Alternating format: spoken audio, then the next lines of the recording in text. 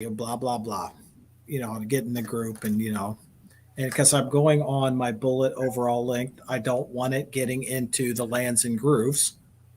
I want it, find that sweet spot. So that ended all that. So I come up to make my day. I'm going to pick up dog shit. Excuse my language, but that's what it is. It's dog crap. So I'm out there picking up dog crap. And my PO1 lands into the mud. Yeah, it's mud season. It's like, what the heck? Did I have it partially pushed out? What was going on? No. And yes, I see that, Scotsman. It pushed out.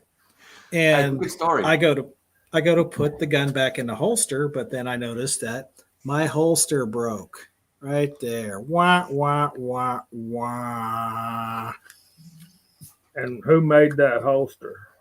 Huh? It's not the manufacturer's fault. This holster has been used, abused for over 3 years with tens of thousands of draws out of it. And it's my daily carrier. So this thing is on my side 12 to 14 hours a day. So it's an Uncle Mike's? No, negative, Ghost Rider. All right, what's up, folks? Welcome to Foreign and Domestic. It is good to be here. Good to see everyone out there so far. And I'm going to throw it over to old Watch's name, sir. If you would start us off right.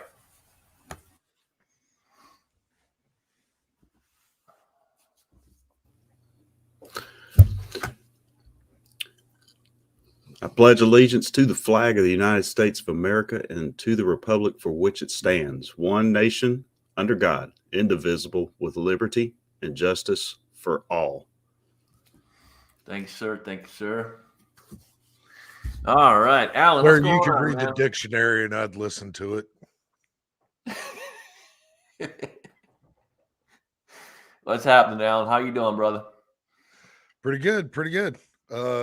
Just came back from the range a little bit ago. Had a good time. Let's see. If I believe it or not, I actually don't have my ducks in a row.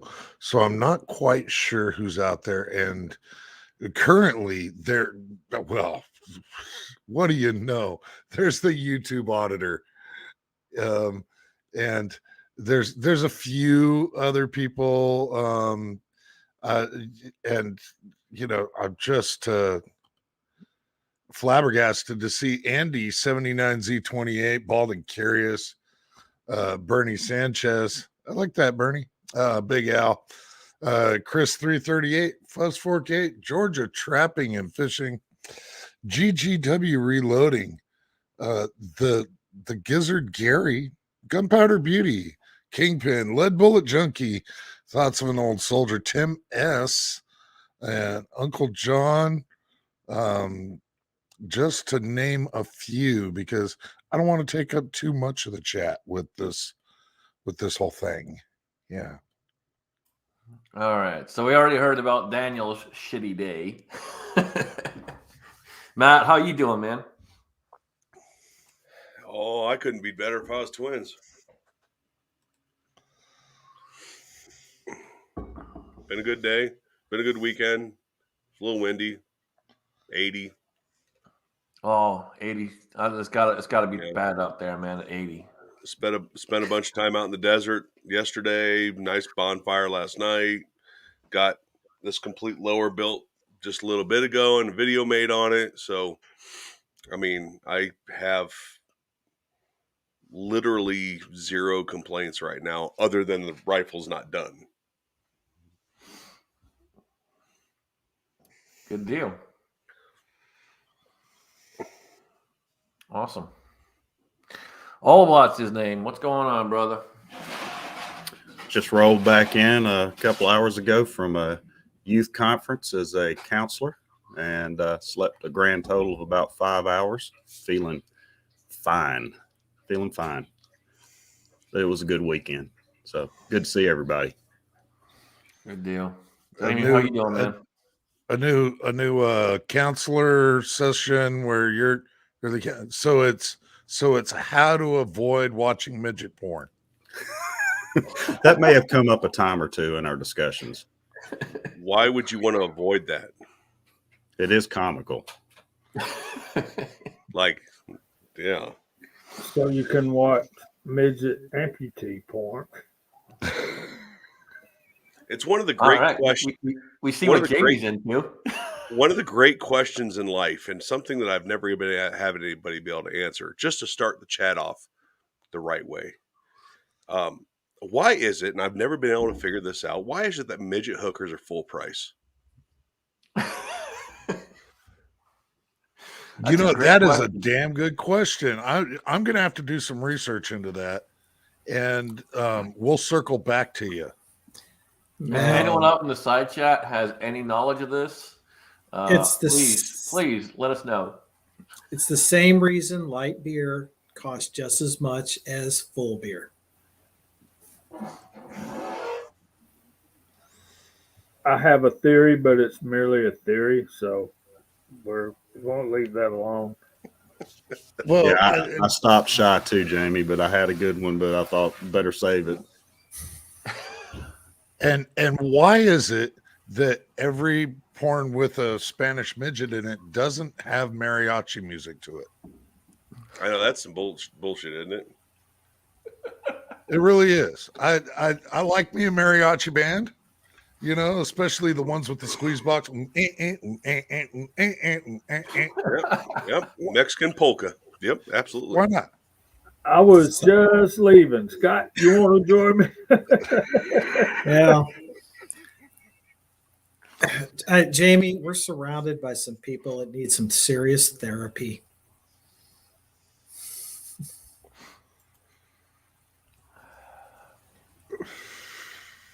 Let's see, that's what we need to be talking about. 1911s.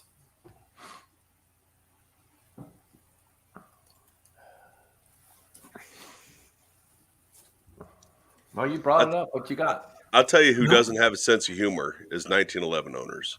I was on a social media page, and just for shits and giggles, just being funny, I put my 19X and my 1911 side by side, took a picture, you know, the color of the 19X being that peanut butter color, and all I did was type in peanut butter and jam, and people lost their minds.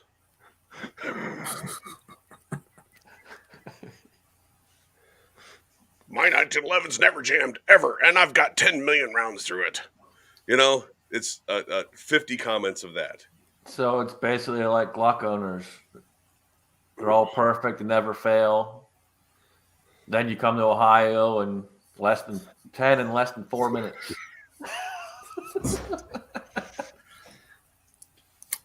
And Well, it's hey, on you know video. what? You owned up to it. You accepted it. You didn't cry like a little bitch. I'll give you that. I do have to give you credit there. I've even had a Glock break. Yeah. Had like, Were you using it as a hammer or? no, actually somebody else was using it, but it had like, I don't know, 30,000 rounds on it. I sold it with just over 40 on it, and the trigger spring broke. You know that the Glock fact checkers will be checking in on that little tidbit. I have a video. If you never had a gun break, you're not shooting enough. Yeah. Oh, look, there's a Glock lover himself. See, you start talking about them, they start popping up. But only in 10 millimeter.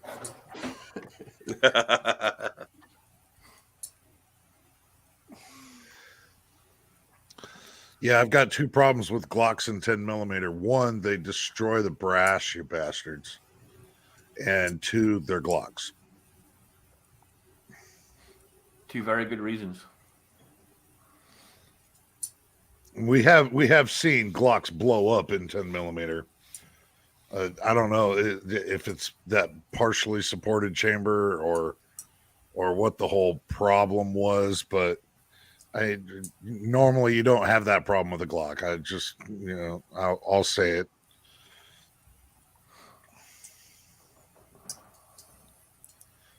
I would say most.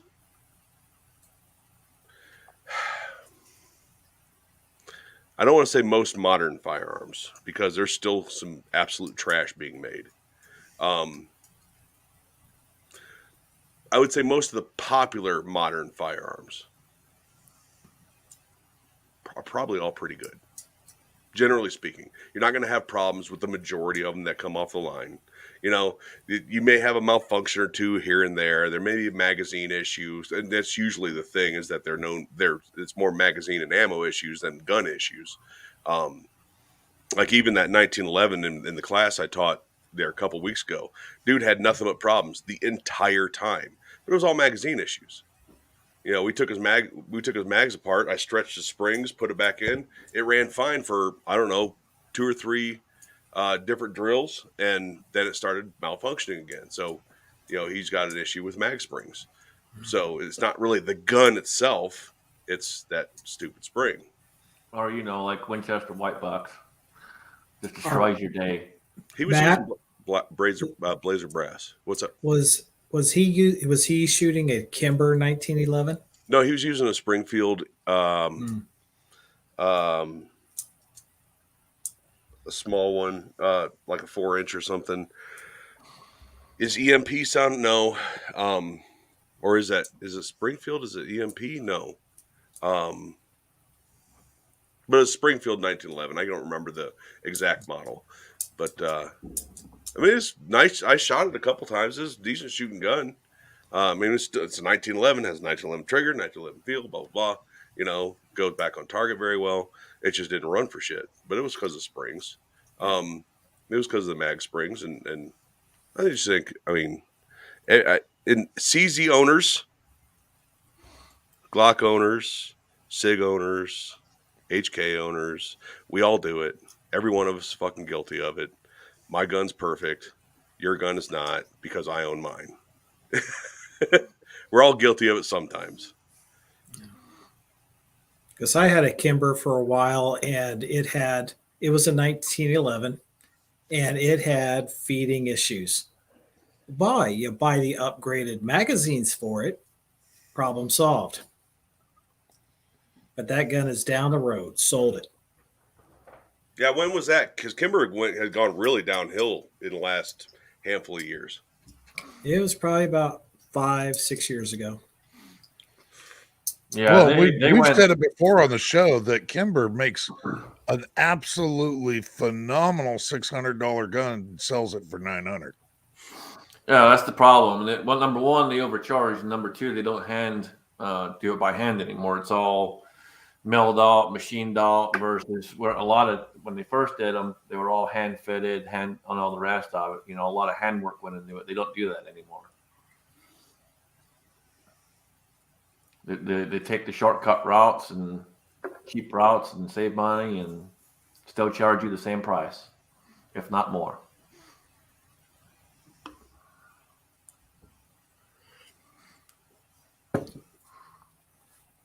You can find an older one; they're great. Newer ones suck.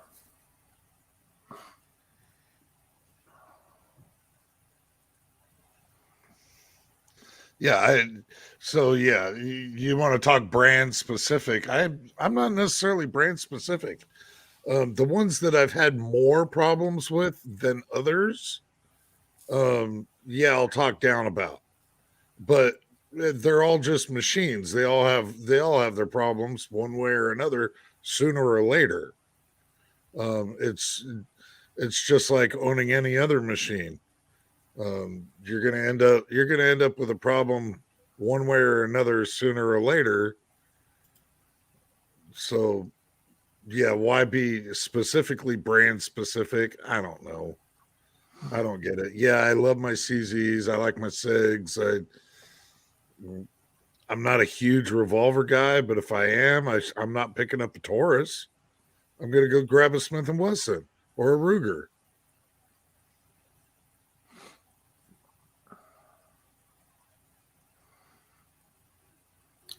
Just because I've had more problems with certain companies, I just don't give those companies my money anymore. It's like I used to have Verizon for my phone service. I had Verizon, and I used to have all kinds of problems with them.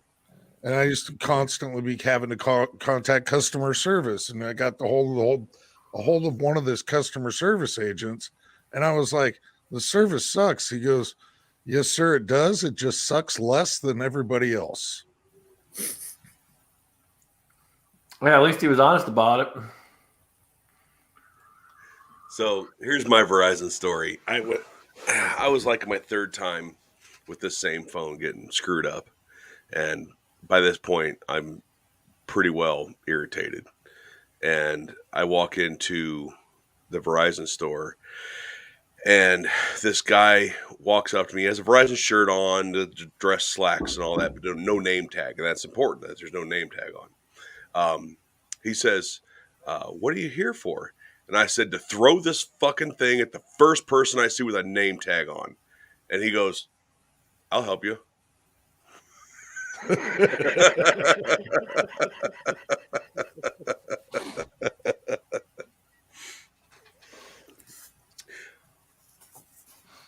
Yeah. Phones are terrible, man. They do it to you on purpose. They're always problems. I mean, as soon as you pay off the contract or whatever, you start having more issues, more and more updates, more problems constantly. Yeah. Just so you end up turning around and buying another one.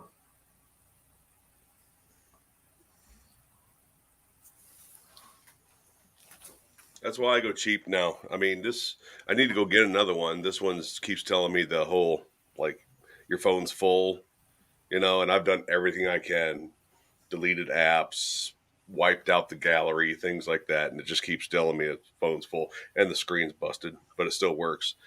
But it was a $120 phone. I use Walmart Family Mobile. Mm. And so I pay like $40 a month or whatever it is for unlimited everything. They never throttle me. I have out in the middle of the damn desert, miles off the main road. I watch Netflix when I'm sleeping in my truck at night. I mean, I can't complain. Yeah, I forget what towers they bounce off of. So this week I went and seen the lead singer of Iron Maiden doing a Bruce Dickinson, if you don't know his name, doing his own stand up. I want to say it's a comedy show because the dude is absolutely hilarious. It's not really a comedy show. It's kind of a talking show. And for about an hour and a half, he talks about all these things in his life. He barely even touches on the fact that he was in Iron Maiden. He's got all these other aspects to his life that are just really, really interesting. Tons and tons of hilarious stories. But before the event, I'm sitting there waiting for my brother to show up, and he calls me and he's like, "Where are you at?" I'm like, "Oh, I'm parked out in front of the box office."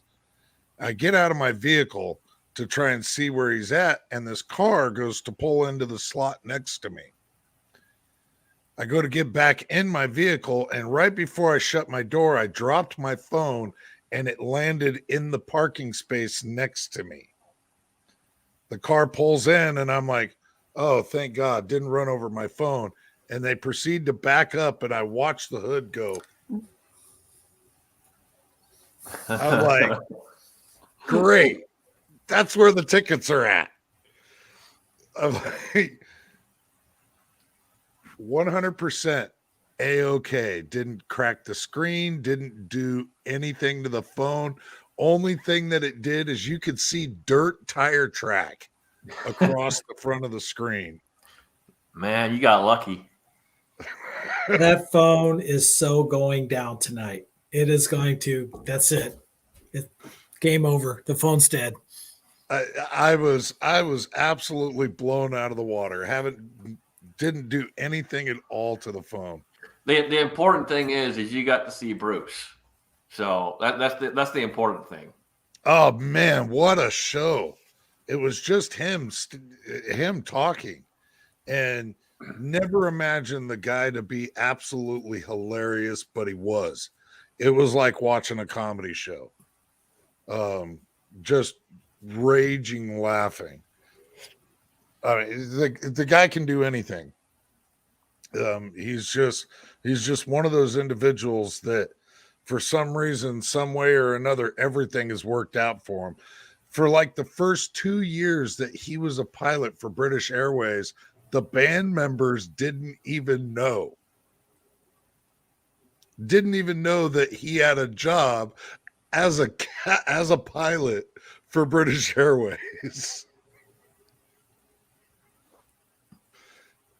He would have to take unpaid time off to go tour with Iron Maiden. Would you have recognized him? Well, he brought that up because he's like, at this one airport, there's no cab service right there when you come out of the airport. You have to get on a shuttle that takes you down to the parking area, and then you can get a cab service. He's like, I'm standing there, and this guy in an Iron Maiden t-shirt starts making a beeline for the bus stop, and he's like, oh, here we go. He's like, I finally got spotted. And the guy is like, hey, mate, is this the bus stop to get to the cabs? He's like, oh, no, that's the one right down the road there. Just go down. Guy totally didn't even recognize him. Yeah, the last time I saw them, I got asked like an hour before if I wanted to go when I was a freshman at the University of Tennessee back in '82. And I'm just on a whim went. The strangest concert. I mean, great concert. The show and the stage performance was incredible, but it was just almost depressing seeing all these high school kids. Like, I saw a kid like shooting up in the bathroom. I'd never seen that at a concert before. This kid had to be maybe 15 years old, shooting up in the bathroom. And at that point, I never went to another heavy metal concert. And I used to love to go to them. I am reconsidering that because Judas Priest is coming to Nashville in March. So I may have to see larger size Rod Halpern on stage again. So. And Halford still got it. Like, I saw a live Rob Halford live. Well, he just did a song with Five Finger Death Punch not long ago, and I realized I've only heard the recorded version, so there's all the the mixing and cleaning up of it and all that stuff. But I mean, I saw a live thing from probably a couple years ago. What is he, 105 now or something? And he still got it. I looked it up, and I hadn't seen him in a while. I think at one point, was he not mayor of a town in Arizona or something? I think he still lives here. I don't know if he was mayor, but he lives here. Alice Cooper lives here. Alice Cooper lives up in Scottsdale. We go golfing on Sundays. No. Alice Cooper was a good show. I went and saw Alice Cooper. But yeah, Halford still got it. It's amazing. Maybe he was just like mayor of the Gay Pride Parade, and that's what I saw a video years ago or something like that. It might have been, but I remember it being Arizona, whatever it was. Yeah, it's funny. Before anybody knew he was gay, I remember seeing Priest, and he rides his Harley out on stage, and he's wah wah wah wah. He's sticking the microphone up the tailpipe and all that, and it's all making sense now.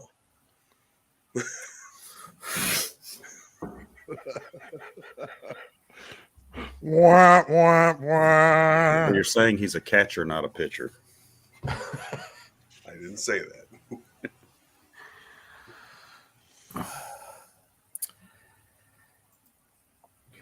Look, Jamie went incognito.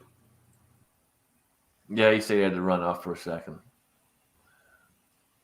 I'll tell you what, though. Worst concert I ever saw, this may surprise some people, Aerosmith. Worst concert of everybody I've ever seen. God, that was a horrible concert. You Horrible. remember the concerts? Oh, yeah. Yeah. Whoa, you didn't experience them then. The worst one for me was probably Slipknot. Really? The sound quality was just fucking horrible. They kept trying to make adjustments all through the frickin' through the whole thing, and it just never got better. It was just a fucking mess. It was an outdoor show too, but yeah, it was just the sound quality was just fucking horrendous.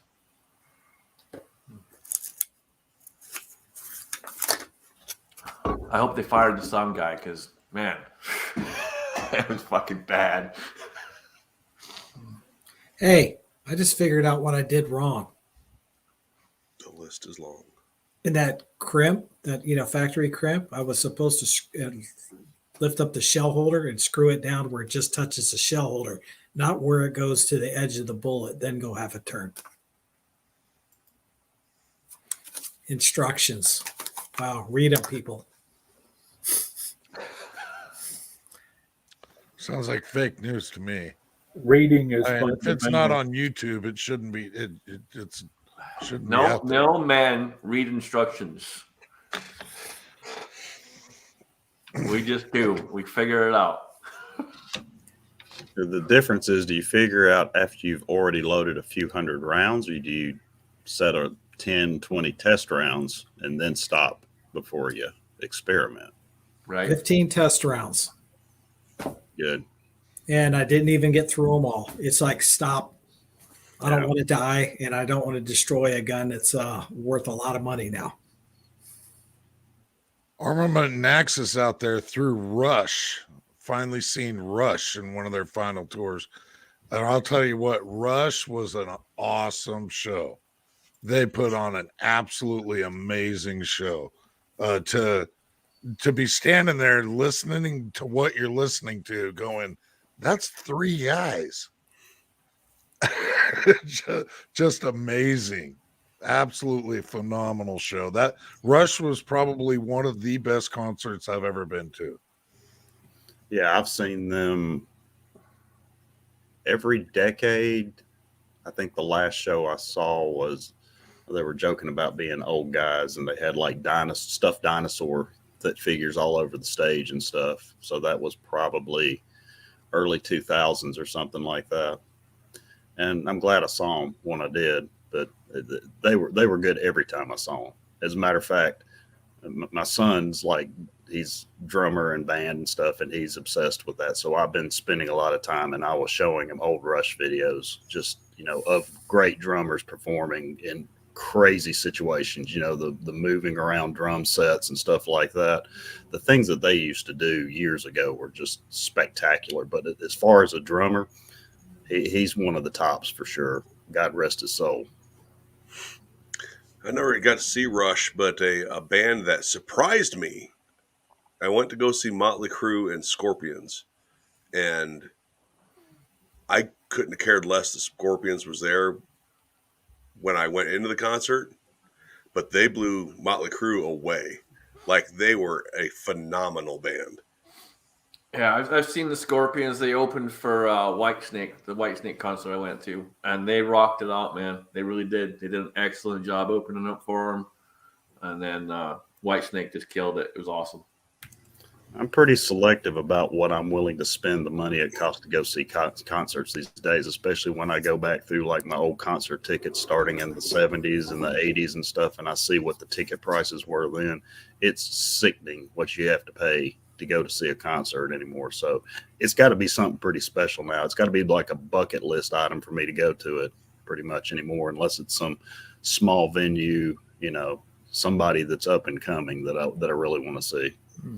Well, and that I'm the same way, because I look at the ticket prices now and just go, that's absolutely insane. But this latest event that I went to, it was something completely different. And would I have gone if it was Maiden? Yes, absolutely. I've been to a number of Maiden shows. But this was not only a really unique event, but the venue that it was at only holds like 1,800 people. And so it's an old plantation mansion that they've turned into a theater. And just up close and personal, basically, is really, really, really unique show. And so I was fine paying what I paid for it. Have any of you guys ever went to a CCR concert. No. That was the best concert I ever gone to. But it was Creedence Clearwater Revival Revisited. Everyone that was still alive in the band. It's one night, one show. There was no opening band, and it's like I walk in, it's like, who's opening? And it's like nobody. And it just like hours of concert going on. That was fantastic. Got to watch that in San Diego. Pistol Pete Pink Floyd ticket was $22. What was that in 75?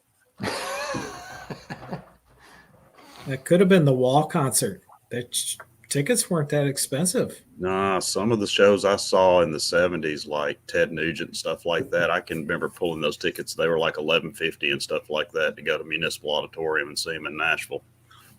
That's who I saw Alice Cooper with. It was Alice Cooper and Ted Nugent, and they both did like their full shows. Like Ted came out on a buffalo, did the flaming arrow and all that, and I was like 3 rows back. He probably doesn't jump from the high amps like he used to. No. I don't think he jumps off the couch much anymore.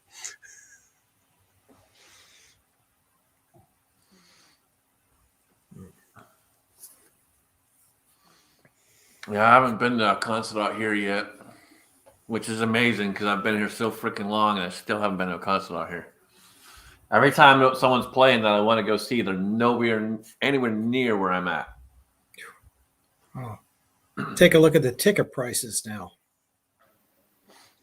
I know they're insane too. There was I forget who it was. There was one that was playing down in Cincinnati, and they were ridiculously freaking high for a ticket. I'm like, I'm not paying that and then driving almost 4 hours one way and then 4 hours back.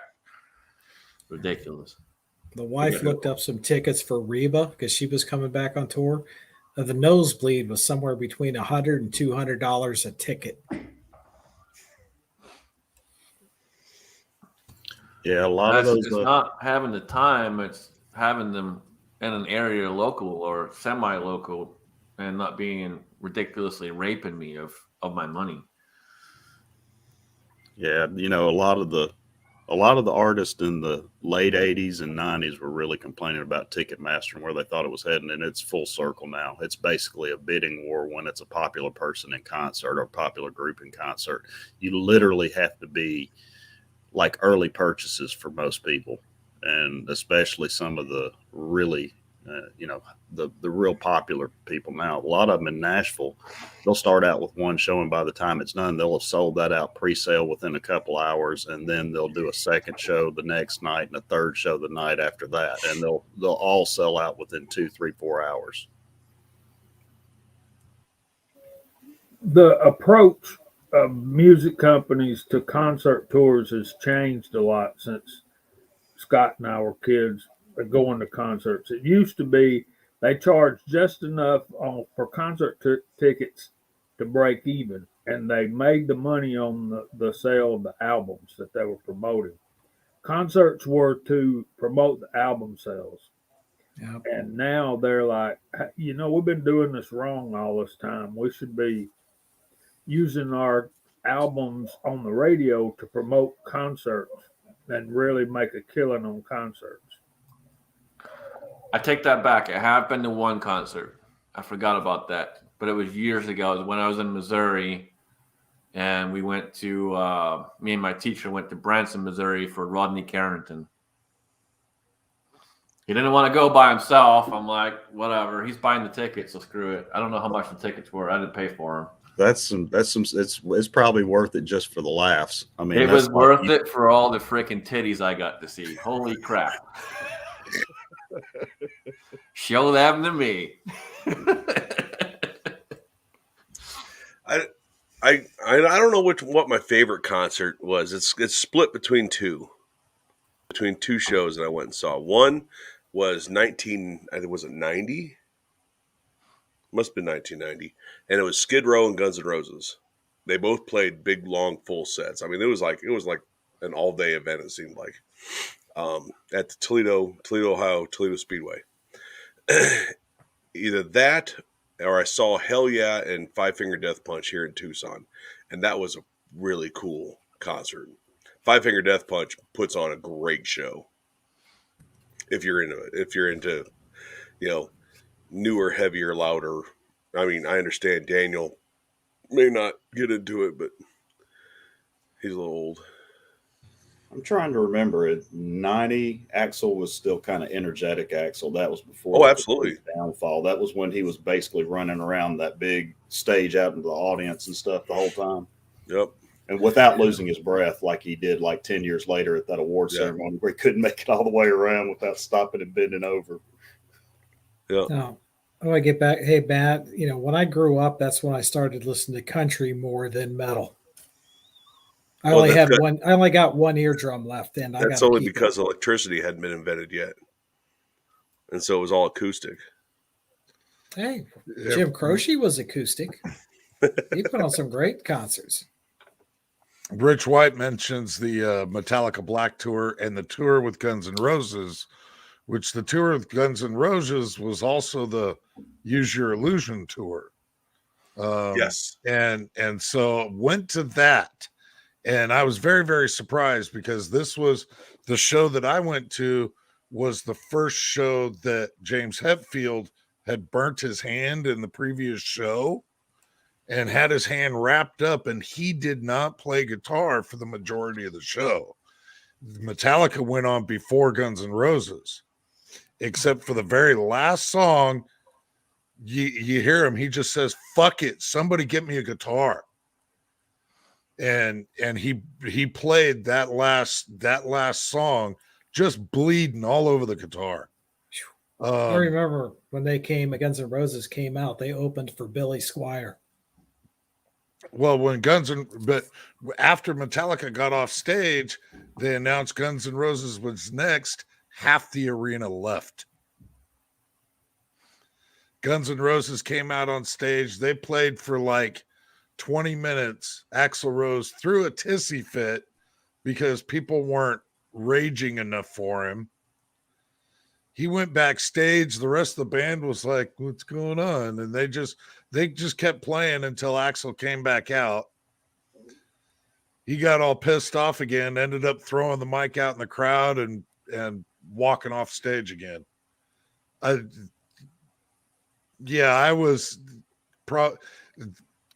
Metallica slammed that show. Guns N' Roses, it showed me how much of an Axl pussy was. How much of a pussy Axl was. Yeah. He was just like a little whiny bitch. I've heard that before. Kind of got a big head, huh? A whiny bitch. Well, and back then he didn't have the. I guess he could still go back and destroy a hotel room, but he didn't have his Victoria's Secret girlfriend to beat up on. I'm seeing a theme here with Uncle John. So Uncle John saw Stevie Ray 5 weeks before he died, and then he saw Kurt Cobain a few weeks before he took himself.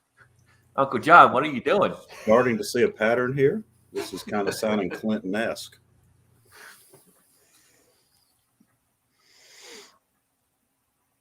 Yeah, Uncle John, go to a Clinton fundraiser. Go to a Biden show and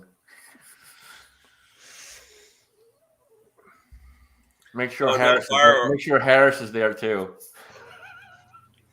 Firearms 101 brought up Parliament Funkadelic.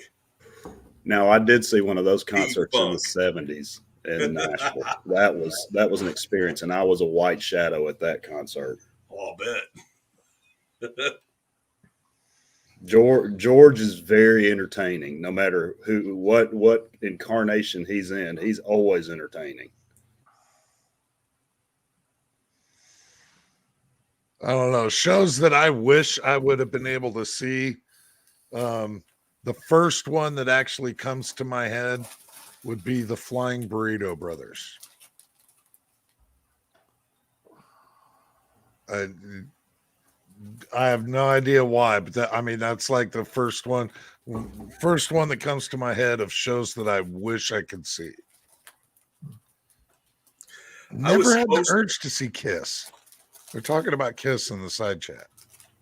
Yeah, I never thought Kiss was all that. I mean, I thought they had a handful of good songs, and they're one of those bands that somehow or another grew legendary status that I could give kind of half a shit about, you know. I don't know. I was supposed to be at the show at the Alrosa when Dimebag got shot from Pantera, and but it was a school night, not literally school. I had to work the next morning, but I went to work at like 6 a.m, and that was a 2-hour drive for me one way. So, Was Uncle Jim at that concert? right. So he lived? The guy didn't die then? Yeah, he died. Oh, he died. So Uncle Jim was there. Yeah, he died. One of the best, if not arguably the best and most influential metal guitarists to ever live. Yeah, I wish I don't wish I would have been there, but I wish I would have got to see Pantera. I never got to see Pantera. And then, of course, that was Damage Plan because Pantera had broken up. But, yeah, I wish I would have got to see Dimebag play live.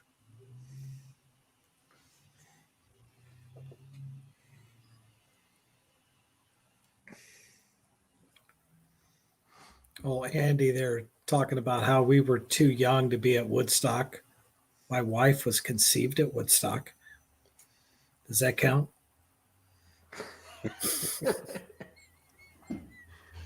She was there. She was just daddy's little squirt. She doesn't have a name like Starlight or Moon or Spring or Aurora or anything like that. No, they were conservative hippies, I guess. Here's a question. Anybody in the chat? I just finally got the chat pulled up, but is anybody here or in the chat did they ever get to see Lemmy, see Motorhead? Unfortunately not. That was one that I wished I could have seen, but I was curious if anybody has. I'm sure within this chat somebody got to see that. Yeah. I always used to watch the stories with Uncle Lemmy, where he would tell the wild road stories and stuff. Those were just comical. He told the craziest stories from tour bus stuff and backstage stuff. He was a character.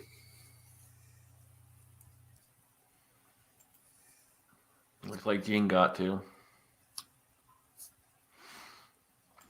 Yeah, I wish I'd got to. I never got to see them.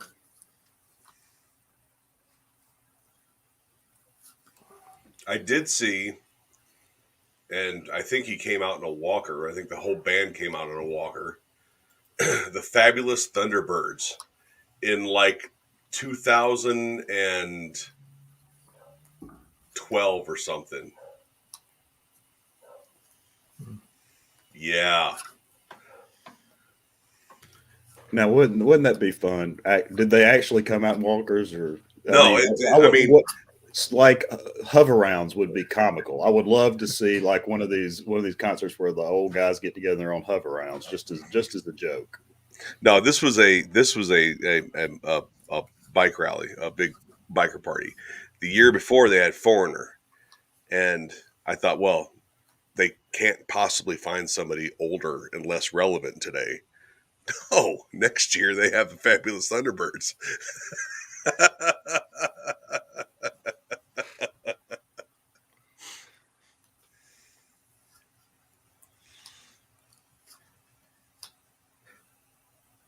It always used to kind of make me mad that George Thorogood kind of recycled tunes and songs, but it made me more mad that Bad to the Bone was more popular than I Drink Alone, because I Drink Alone was a much more, to me, that was the better of those two songs, but Bad to the Bone always got the radio time. I happened to see that one in Memphis, and it was painful because it was basically the same tune reused over and over again.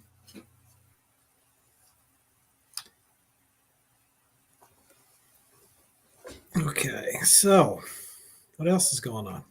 How do you transition to anything political or gun oriented from this?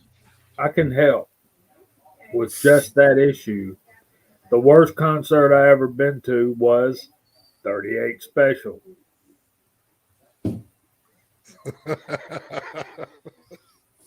Really, 38 special, huh? Yeah, Did they threw beer on me.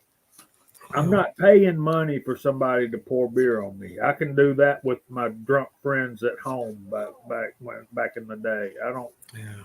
I'm not paying money to get on the second row of a concert to have Ronnie Van Zant's little brother pour a Budweiser on me. Mm. So, beside the beer getting poured on you there, Jamie, did you find it a little underpowering? Not really. No, they played okay.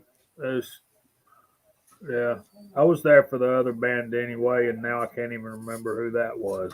All I remember is they poured beer on me, and I paid money for it. I don't think that 38 Special is underpowering. I don't.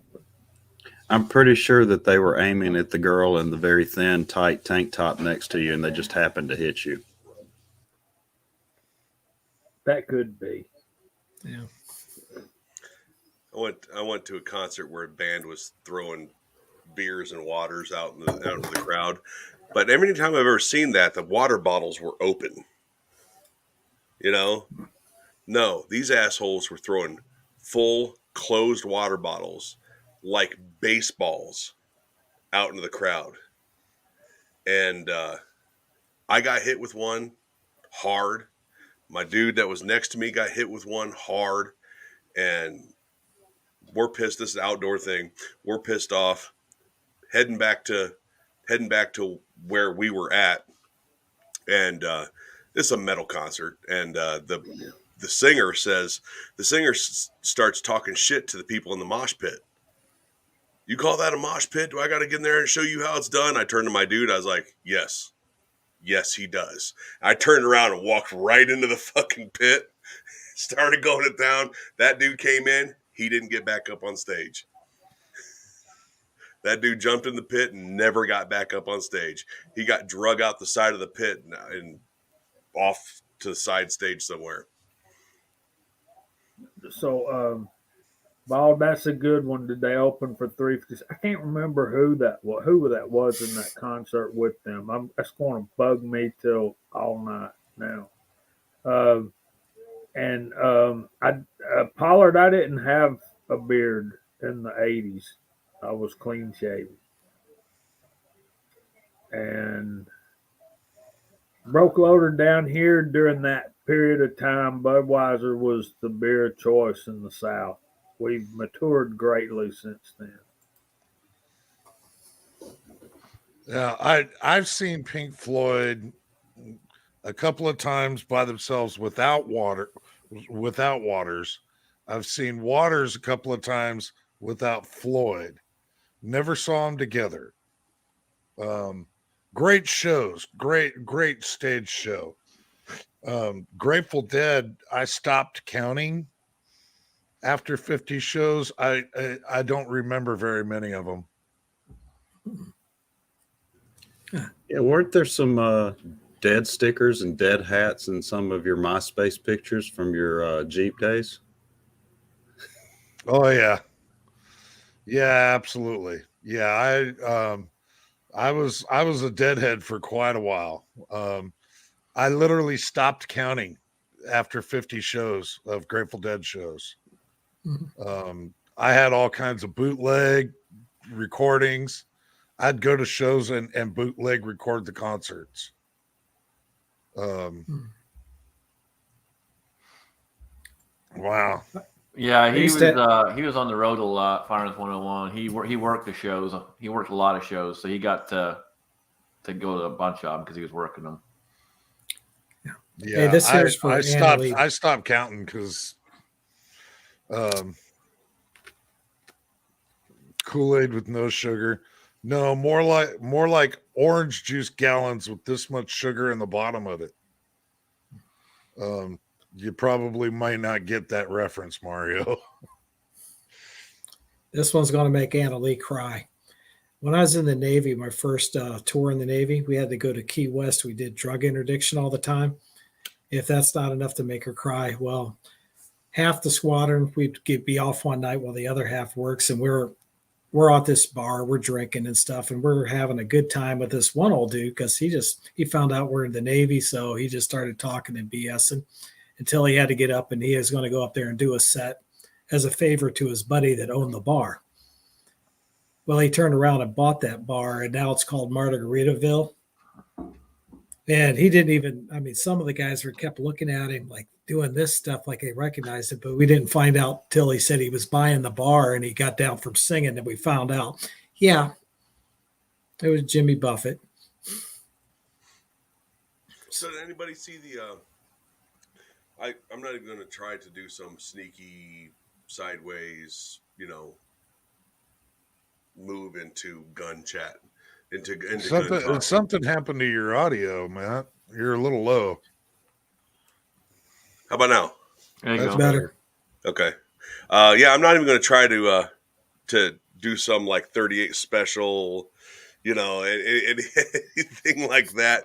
4A into gun chat. Did anybody watch the Garand Thumb 9mm versus 45 into that ballistic gel torso, ballistic dummy labs video? I almost did, but didn't. And how 9mm performed overall better with more damage than the 45? It was really kind of surprising for, I would think, the majority of viewers to that video.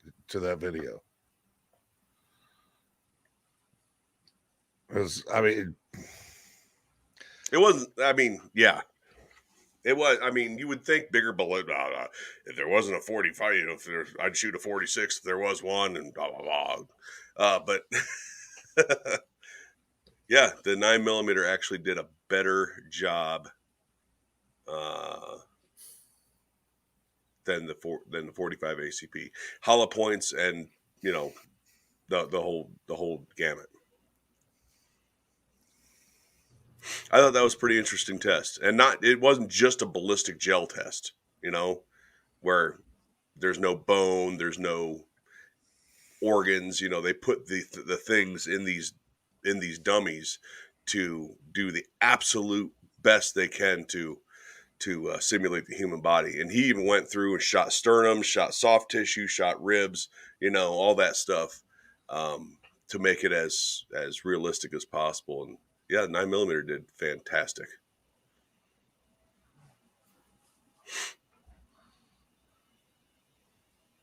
And that's... Thank you, Gunpowder. It's too bad he didn't test 10mm because that's one better. Just like in Spinal Tap, the amps always went up to 11. And we're back to music. I tried, Scotsman. I tried to go guns, but this one goes to 11. But can you just make them louder? Yeah, the only reason why I shoot a 10mm is because they don't have an 11. And that 45 won a world war. When I first watched Spinal Tap, I was like, what in the fuck is this shite? And then I watched it again. And then I watched it again. That's probably about the fourth time after I watched it. It was like, all right, I can kind of get where they're going with this.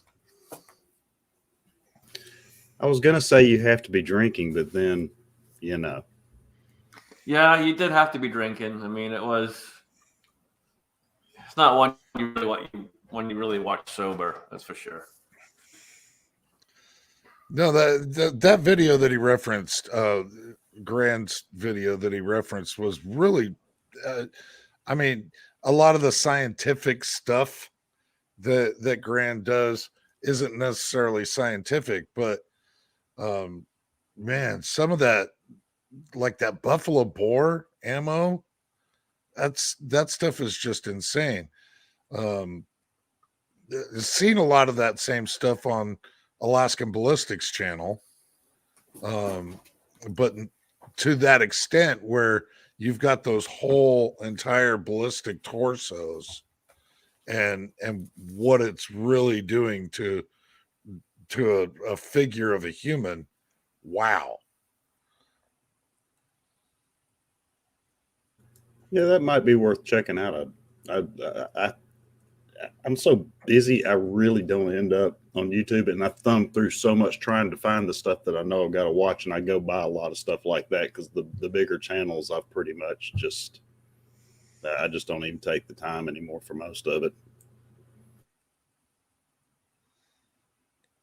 45's biggest downfall is that it's just a big dumb slow round. You know, if they just packed a bit more velocity behind that, and like they do with plus P plus and plus P, and a lot of the defensive stuff for 9mm. If they could just pack a little bit more velocity behind that 45, because that's where that 9mm shined. It pedaled out more, it broke up more, it penetrated deeper, all because it just has more velocity. And if the velocity and mass combination is very, very good with the 9mm versus the velocity and mass combination of the 45. Mass is overpowering the velocity, and they need to get that round hotter. May I throw out a consideration? Colt took care of that first. The 45 Colt was not lacking with pressure or velocity, and the 45 ACP came 40 years later.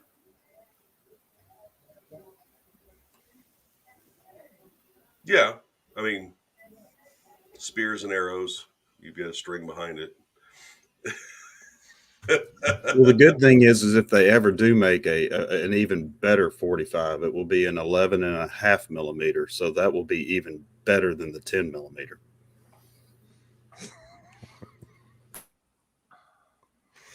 You sure it wouldn't be like an 11.8 or? I think it's 11.43 to be exact, but I'm giving it a little grace and shoving it up. Walter Davis said the 45 penetrated beef ribs when the Army tested it. That's why it won the trials when they went to, I'm assuming, the 45. I don't trust, and this may be true, I don't know. I'm going to assume Walter Davis is correct in that, but I don't trust the like when how many people, show of hands, have had the argument online and the person arguing with you goes, well, the military uses it and that's why it's the best, or that's why it's better than what you're saying. Now, it's kind of hard to say. I was not military, but for you gents that were military, typically military grade means what? Produced by the cheapest bidder. Military grade is not even a real term. It's like assault weapon. Mil spec, military specification standards. Yeah, mil spec, but I don't think mil spec has been upgraded since the 70s, has it? No, I don't think so. I don't think it's been upgraded I don't think so. Because you can go back and look at old videos, instructional videos from the Army and stuff like that, and a lot of it's still the same. Yeah, a lot of specifications. So if anybody thinks that what the military does is like the end all be all, and I'm not saying people out there nobody out there has said that. So, right, I'm not picking on anybody, but anybody that may watch this later, anybody that thinks that military testing is the end all be all of quality items, there's a couple things that you have to look to. The ACU uniform. That's the worst camo pattern ever in history. It may as well have been pink. It may as well have been pink. That's probably the hands down biggest one that just shows that somebody made that pattern and said, hey, General, let's choose this one. And it lined somebody's pockets.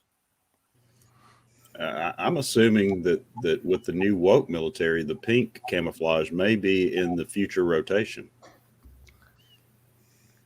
So have y'all seen the people of Walmart DVDs and all. So that's kind of like the military. It's like they looked at themselves in a mirror and said, "Yeah, this looks good, and I'm going to Walmart wearing this." So the military looked at themselves in the mirror and says, "This looks good. I'm going to war in this." Not quite. Well, it's just like back with the Beretta and SIG trials. Yeah, SIG only won because they way undercut the price, and Beretta couldn't freaking do that. That's SIG, Glock, SIG, Beretta.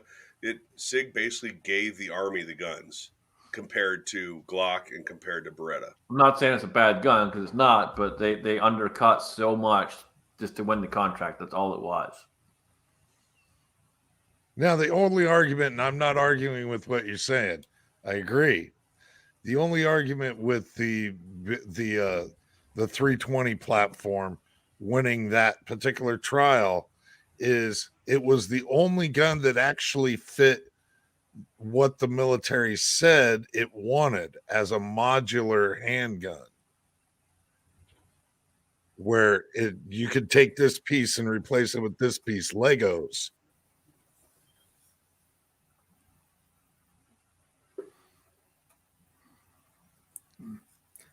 Well, with that, but did they do any testing before they gave it to the military, or they just let the military do all the beta testing?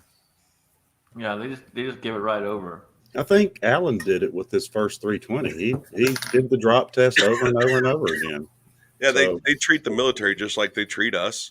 We're the beta testers, They come out with 5 new guns, Velcro 3, throw a bunch of shit against the wall and see what kills somebody. Oh, we're not going to make that one anymore because it blows up, and we'll fix the last 2 that are left. So the only army that's not buying SIG is the French army. Do I have to explain that to you, Matt? The French, bought No. military surplus from the French. It was Yeah. only dropped once and never fired. Yeah. Okay. We actually had a conversation this weekend. A couple guys couple former Army guys that I was with over the weekend, and we were talking about those cheese-eating surrender monkeys over in France yesterday. Ooh. Doesn't specify.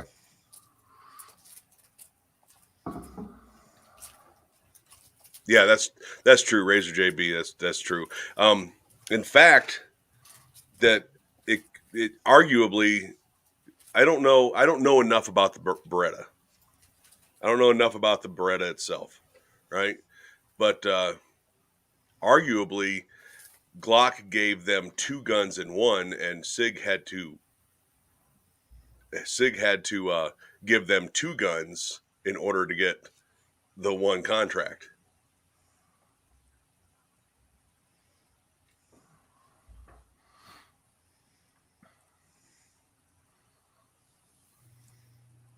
I'm not sure. All I know is at the time I was working for Beretta at the time when these trials and stuff were going on, and I literally heard some of the talk about how much they were undercutting and all the rest of it, and it's just like, wow. Well, and there was a 4th upstart company that was part of that trial too, supposedly. But of course, the concern was production. Could they produce it even if it was good enough? And Yeah, on that's the kind of other like side of that three coin, guys in the 3 guys in the basement building guns. yeah. And on the other side of that, you've also got what we're talking about before, to let's just call it grease the palms of the military. I mean, SIG could do that with dumping a lot of guns for a ridiculously low price. Well, and think about it. So these companies go ahead and try this stuff, and then they dump them at a super low price. And then, just like Matt was saying earlier, everyone out goes, oh, the military has it. So now they're selling tons of them, and they make all that money back up that they lost when they undercut. And honestly, we all probably know this, I'm sure all you guys know this, especially Army. I know in the Navy, and I'm guessing also in the Air Force, but the regular military, outside of Marines, the vast majority doesn't use pistols. The absolute vast majority, even in combat MOSs, don't use pistols in the Army. They get their they do their quals, they get trained on them, sort of, but the vast majority of Army doesn't use a pistol.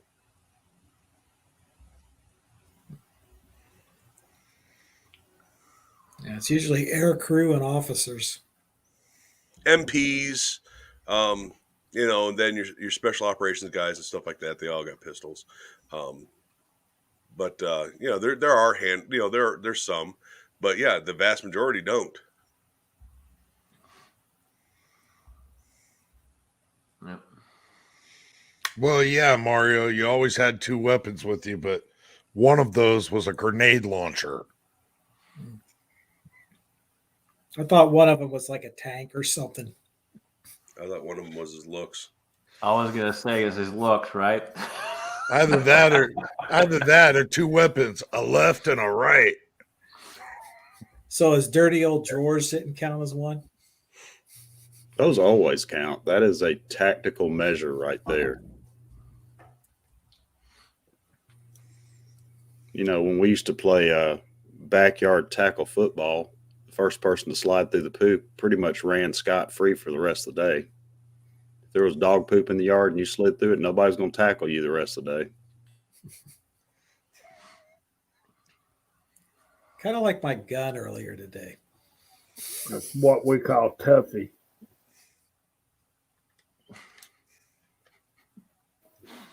Couldn't get away from it. Couldn't get it off.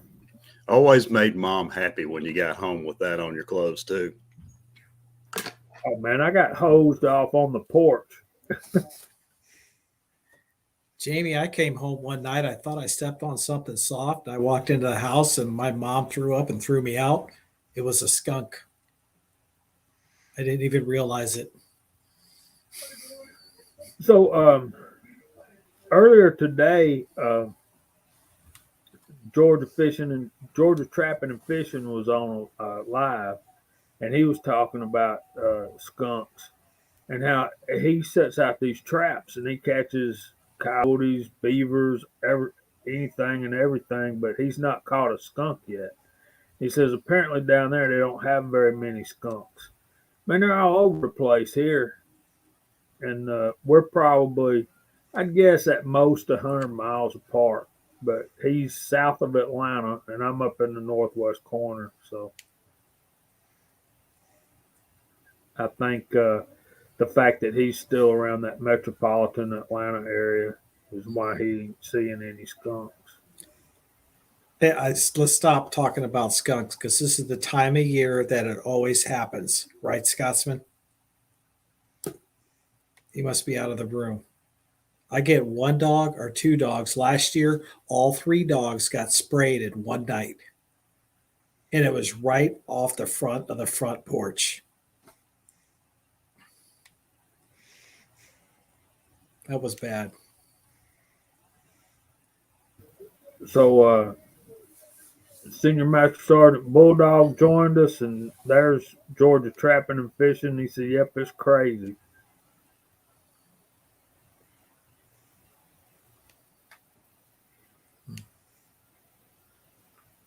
You know what gets a skunk smell out of everything? And it actually works? Tomato juice. No, that don't work. No? Anybody that hunts deer has it in their house right now. That neutral scent neutralizer, body wash, and shampoo. Huh. Never thought of that. Hit them with some Dawn dish soap outside and then throw them in the bathtub and use about a half a bottle on them. Good to go. You can do the Dawn with the Lemmy Shine in there and see if that works too. It gets their toenails real clean. You just use the Dawn and that cuts the oil because all that smells in that oil that they spray out. So that'll cut the oil. Then you do it with the Hunter's scent neutralizer, whatever stuff you use. Scent Killer Gold.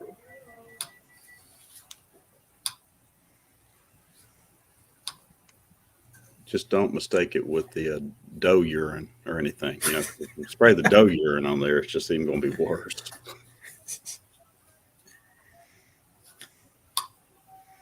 Yeah, especially if you have to go work alone in the back 40.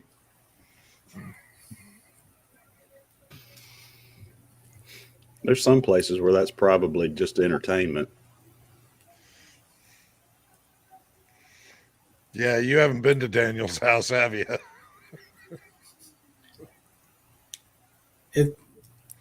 You do not want to have doe pee on you at around here. Bad move. I think I just need to go to Daniel's for some goat therapy. So, Got some little babies. Mr. Hot Pots Hot Shot wants to know, what do we think the U.S. is going to do now that Putin gave the order to invade Ukraine, and your opinions on the convoys? Oh, did he? I didn't hear Run that. away! Run away! Yeah, last I heard, it was a rumor that Putin has actually given the order to invade the Ukraine. I hadn't heard that was 100% accurate or not. I think the last thing I heard, probably just early afternoon, was the military intelligence set confirms that's happening. But now, who knows who leaked that little tidbit out? If I can get this to come up, I'm checking thought. There. It's very Let's bright. see if I. Thank God. I'll try to lower it. Russia, Ukraine. Biden briefed by security advisors as Russian commanders receive invasion orders. So that's out on Fox News.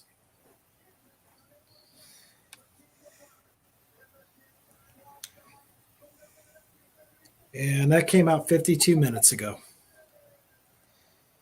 Well, I think the U.S. is only going to end up doing a small part, if anything. They're going to be doing a lot more coordination and organization than anything else. We're gonna fulfill our UN obligations, and I think what they were talking about was anywhere from 2,500 to 3,500 boots involved directly from the U.S. That number may have changed since I last read.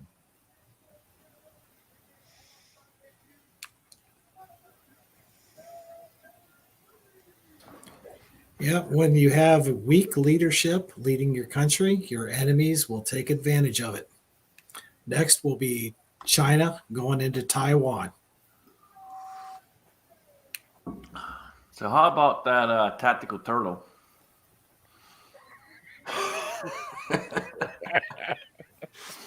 If you guys are not paying attention, Alan's actually making videos again. So when this chat's over, make sure you go over and watch his videos. So who'd you have shooting with you? Well, it's a guy that works with me and his wife. And I've been giving her some tips and tricks on how to shoot pistols for a while. And so I was kind of screwing around with her today on just different stances. And it's rather funny because she every single time we'd say turtle, she would just bust up. She'd be up on target, ready to pull the trigger. We go turtle, and she'd just start busting up laughing. Couldn't take the shot. She's like, I can't do the turtle, and turns around and goes, and you're just looking at my ass. I was like, well, yeah, I am. What's your point? That's good, man. It's always good when you get someone out and help them. It today was just having more fun at the range than anything else. There's a number of videos that haven't come out yet, simply because that was the only one I could edit and get up in time before the show. I've got a couple more 2-round tests in the can and a few others. And yes, Chico, that is absolutely correct. One of the prerequisites in using the range is that you must pick up brass and collect it for me before you leave. Unless Chico's there, and then he will pick it all up before you can pick it up. Wow, Razor, that is incredible. Oh, it's Yeah, crazy. because they were originally talking pretty low numbers, 2,500 to 3,500 of our boots, Yep. and 20 now 20,000. they're talking 20K. Shit.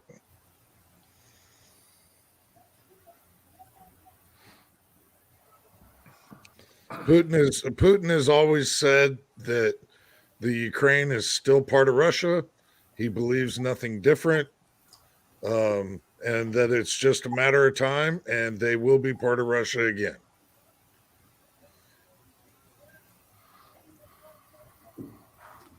So if he does decide to go in there, he's going in there full bore. Yeah, don't they have close to 200,000 troops right there? Some of the guys are saying we'll have 20,000 troops in Poland by the end of the month. Razor JB. I agree with Walter. That's going to be a speed bump. Yep.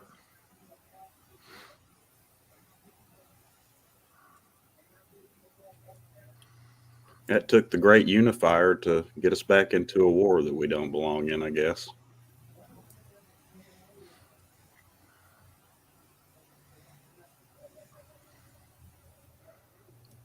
I have zero patience for the people that I know that can still support that man. Absolutely zero patience left for that.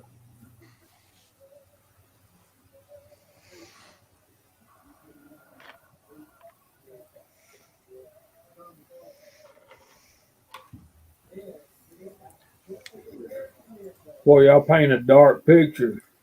I'm going to bed and I'm not getting back up.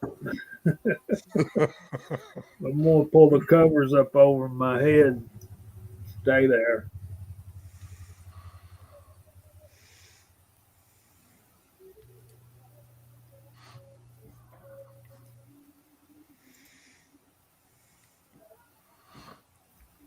Good deal, Chico. As far as the convoys hurting some of their stores and stuff, yeah, it's a possibility.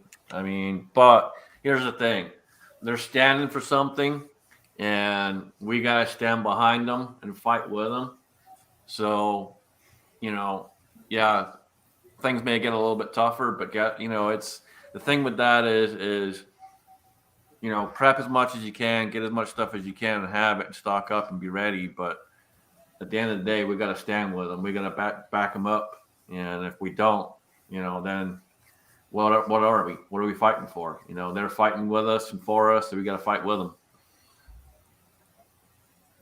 Stand behind them.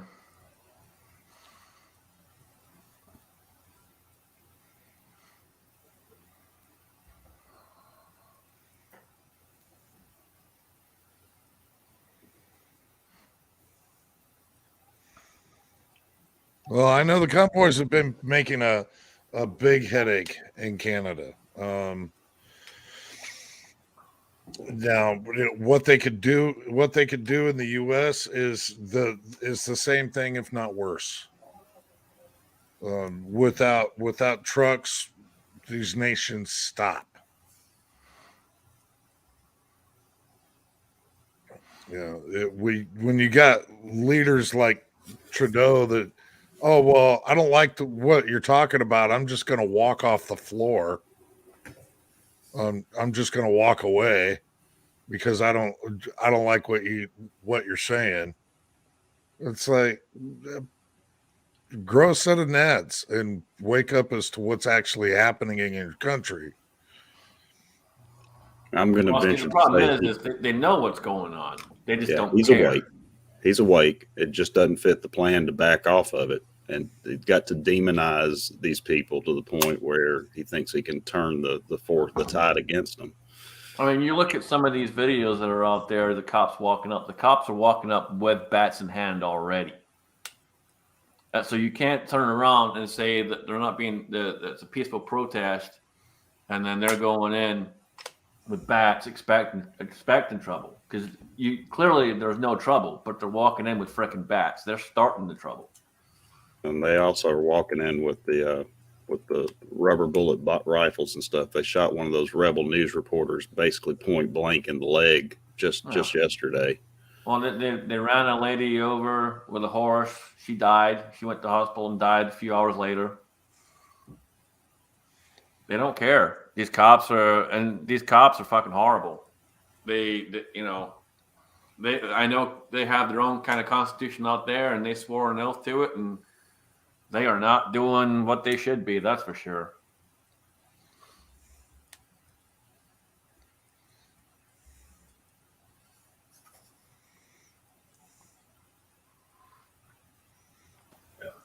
I'm thinking, what is happening to our world, and where would we wind up in a full-on world war like World War One or World War Two? Would we pull together like we did in the 40s and win this war, or God forbid they invade us on our own soil?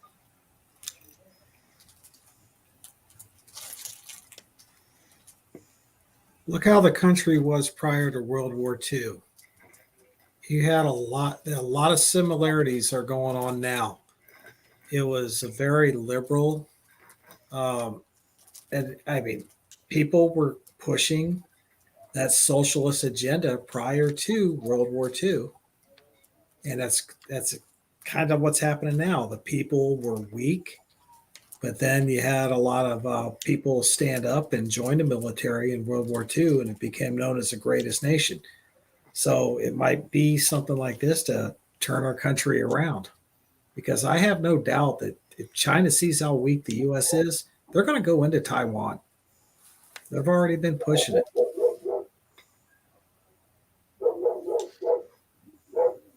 I know, Mario. I know I wasn't either. That was my grandfather's generation. I mean, you're right that socialism / communism had a huge push between World War One and World War II. Here it did. I mean, and politically it was fought off too here. But in Europe, where there was so much damage from World War One, it was even more aggressive there. And of course, see where that landed in a very short period, not unlike what's happened in Venezuela in a very short period. And it's always orchestrated. I mean, it doesn't happen by chance. Nobody's really just completely taking advantage of the things that are happening. They're pushing things to happen to make that happen. The manifestos, the plots to make that happen. They have steps. They have things that they know they have to go through. And sometimes they're very slow and methodical, like they've been in the United States. I mean, this has been going on a long time, and it's in hyperdrive now. And then you got to throw the whole World Economic Forum in there and this whole Great Reset concept. You know, we're primed for the pushing. They have wanted a pandemic to push this on the world, and they have ridden in on that horse without slowing down. They haven't been able to go as fast some places. And you can argue that they can't do that here because we do have the 2A, and that has to garner a little respect. But in places where they don't, like in Australia and stuff, it's ridiculous what they've done in a 2-year period in some of these places.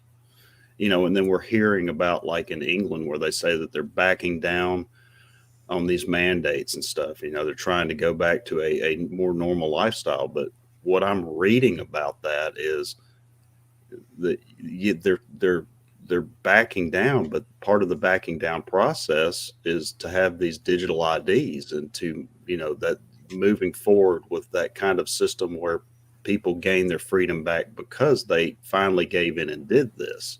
So it's not really a win. it's being kind of sold as a win. So this is going to be highly unpopular. What was a Japanese general or something said that, you know, I'm not invading America because there's a rifle behind every blade of grass, something along those lines. Yamamoto. Yeah, Yamamoto. There was a time in this country that I think that was a valid fear that you don't invade the United States because there'd be a rifle behind every blade of grass. But I don't know, since Reagan, at least since Reagan, gun owners have done nothing but tuck tail and fucking run from every challenge presented to them. Every line in the sand has been moved. We've never seen a gun law go away, with the exception of the sunset of the assault rifle ban under Clinton or under Bush. But that's only because he was too busy with other shit. I'm sure he forgot about it. I fully believe he would have re-signed that if it was, you know, as important as other shit that was going on at the time. I don't think so. I love the thought, the almost movie, you know, like that magical Disney moment, you know, in movies that happen when everybody comes together and the good side wins, right?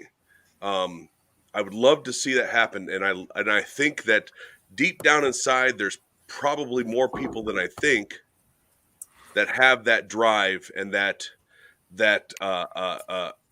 desire to stay free. And Bulldog just said Wolverines. You know, that Wolverines, you know, moment of in life.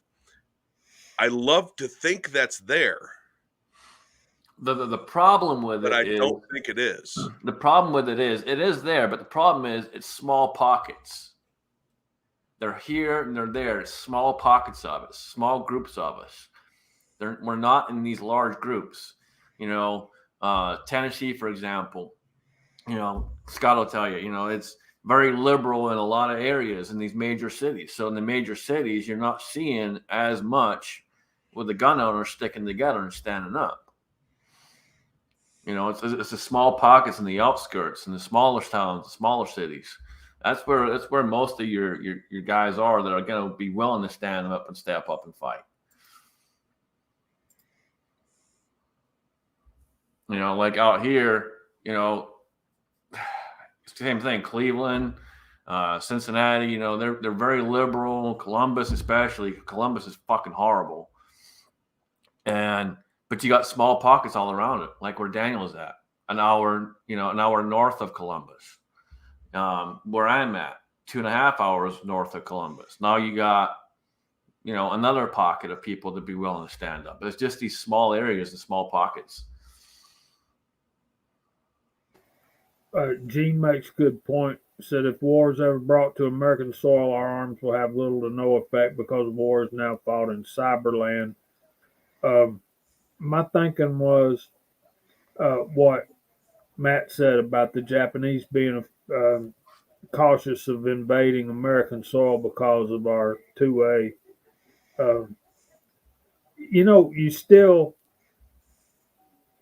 the wars now are fought with nuclear weapons. I think it's going to be a nuclear thing if it ever breaks out like that again, because these countries know that America has nuclear weapons. They also know that we're the only country that's ever used them in a wartime situation. So I think if a world war ever breaks out again, I think we'll be attacked by nuclear weapons first, so that we won't have the opportunity to use them on anybody else. That being said, even after all that shakes down, I think the only way to win a war is to occupy territory. The only way you can occupy territory is boots on the ground, and that's when our weapons that we own as citizens will make a difference, even if we're reduced to guerrilla type tactics. Am I overthinking this?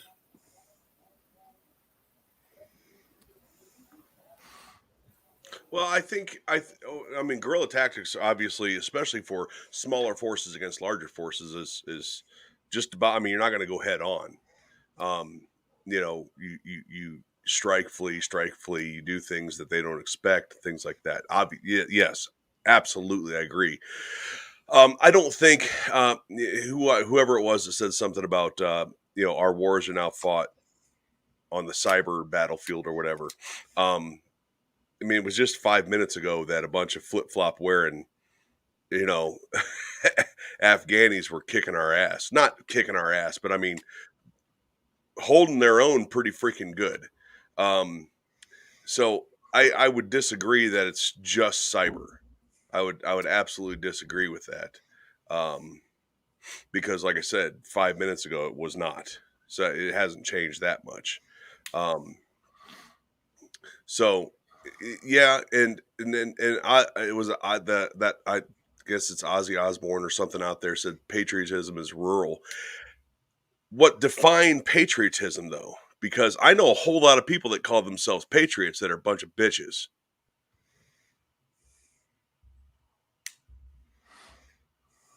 Yep. And Razor JB said it earlier too. A lot of people talk about it, but when it comes down to it, they're probably not going to step up and do it. Having that will to fight, having that drive, that no care in the world of I'm laying my life on the line to defend something. It's rare. It's rare in people, especially nowadays, because they've raised a nation of pussies. And it was all by design. Again, it's by design. They've literally raised a nation of pussies. All these kids in schools ain't learning what they're supposed to learn. They're all walking out with fucking pink and green and blue fucking hair and you name it. It's fucking stupid. Now there's 20 fucking genders. And my feelings got hurt because I didn't get a fucking participation award. All right, to bring you back about the electronic and everything and the cyber stuff, all that is used during the initial, when you just start to disrupt the communications, number one, and then your command and control to disrupt that. That is the initial what you use. After that, it's boots in the ground and planes dropping bombs and missiles coming in. I'd like to, and so I know I'm coming across as usual as a giant, massive asshole, but I really want the 2A Patriot whatever community, however you want to word it. I really want everybody to come together. I'm not being the way I'm being to be divisive. To when I say I know a bunch of people that call themselves patriots, but they're a bunch of bitches. It's not because I'm trying to divide people. It's not because I'm trying to talk shit about people. It's what I witness. It's what I see. It's what we all see. Whether we're lying to ourselves about it or not, is on you as an individual. But we all see it. Everybody here, everybody out in the chat room, everybody here on the panel, we've all seen it. And we've all seen it probably more than we've seen the other side, which is people that without question would take up arms and defend the land. Whether it's political, whether it's forget about who the enemy is, forget about who that whether it's Russia, whether it's China, whether it's our own government, whether it's whoever. But I absolutely would love to see that cohesion and unity and everything else. I just don't see it now. And I have no choice but to form that opinion based on what I've seen over the last, not just now, but the last decade or more, because none of us are getting younger, right? And the younger you get into these generations, the less we see that conservative constitutionalist mindset. And we all do our best to try to, like my kids are, they're solid. Are they going to fight? I don't know, but they're solid. They're not weird, weirdo liberals, right? I'm sure your guys' kids or grandkids or whatever aren't either. But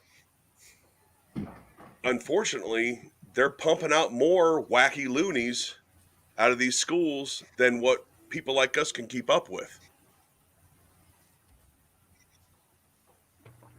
Yeah, that's something I was going to say about that cyber element. I mean, that's ongoing. We've seen it.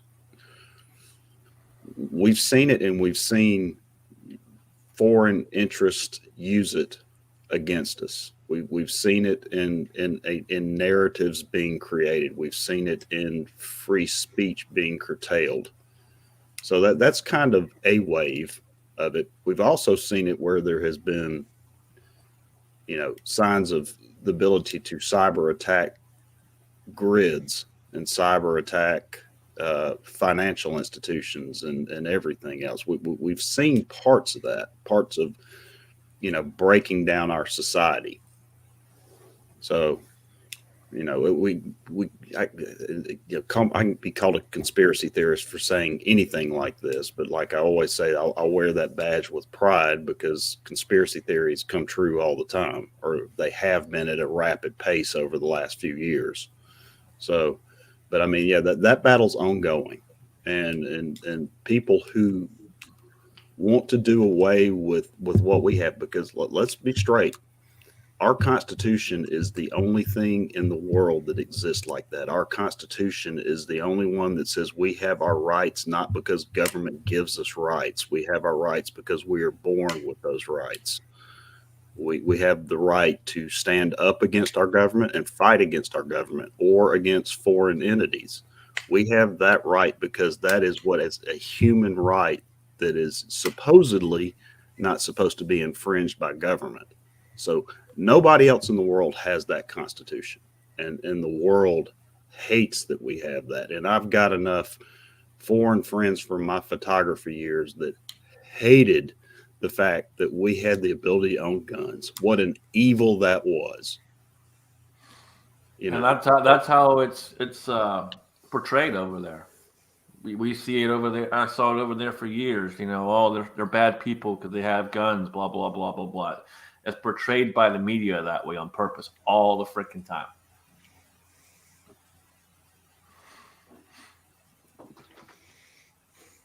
And it's like if I told my mother how many guns I have right now, she'd probably shit a brick. She has no idea any of the stuff I do for that reason, because I don't want her freaking out and panicking and all the rest of it. Well, and you need to sell more of them and come visit us. I'll be there soon. Yeah, I remember my mom. I can't remember somebody in conversation that knew basically that I had guns said something about, are you comfortable? Because she was living with me the last several years before she died, having all those guns around. She said, oh, I feel safer. She didn't even pause. She just said, I feel safer. I'm so glad Scott's got all those guns. So she knew. She saw them. She saw them out being cleaned before we were going somewhere, going to a range or whatever. She knew that there were a lot of weapons. So, but she felt safe. Yeah. I exaggerate. I think my mother would be okay, but she'd question it a lot. She would definitely question it. I don't know what my brothers told her because I don't really talk to my mother. I just talk to my brother, and my brother talks to my mother for me. So I don't know exactly how much he's told her. But, I don't think she'd freak out, but she wouldn't freak out. Heck, I jumped in a fucking plane and flew across the world. So, she'll be all right.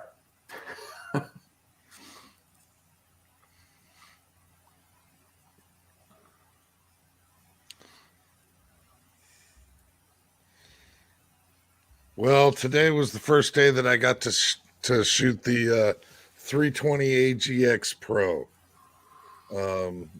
with the Romeo red dot on it and the Go Gauge gas pedal. Phenomenal pistol. Absolutely phenomenal. Got some lock grips are on the way for it. Get some little bit of extra bogeys.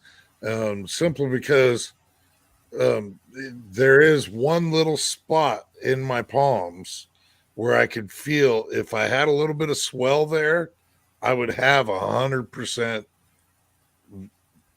on this thing. How you But like it though? How's the trigger and that? oh, absolutely phenomenal. It's great. Super flat shooter. Um, it blows the regular 320 out of the water. The trigger isn't like leaps and bounds different, but it is different. It's better. It's got a little bit more of a tactile feel and reset to it. It doesn't have the little bit of mush that my original 320 has.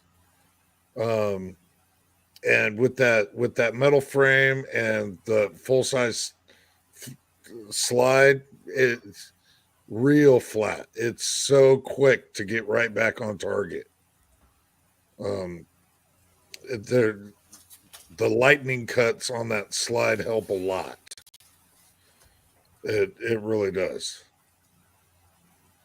It's a great shooting pistol. I can see why a lot of guys are actually looking at and using them for comp too, for competition.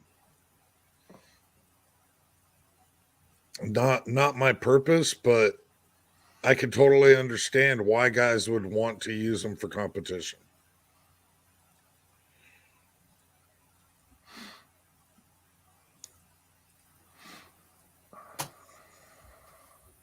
One of the things that came out this week that I was kind of curious about.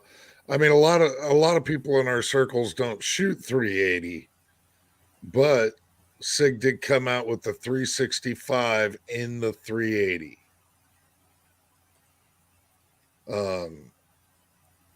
Didn't know if anybody was even interested in such a thing.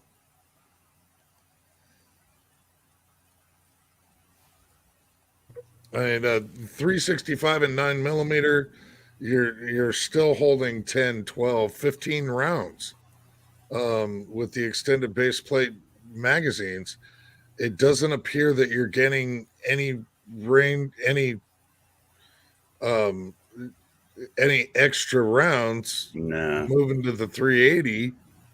it's just a 9mm short, really.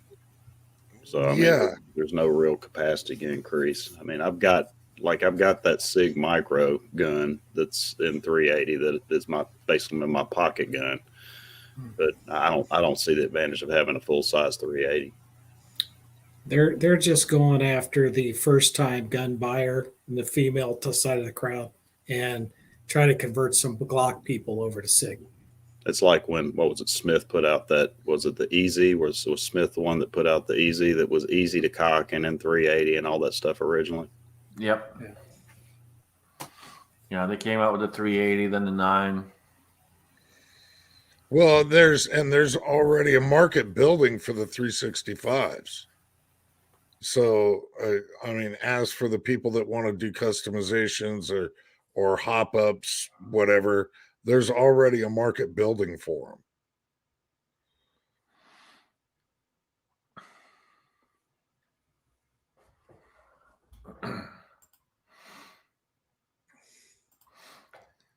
Yeah, Milcert Mike, the 380 might help older people with smaller hands or that are more recoil sensitive. Yeah, maybe.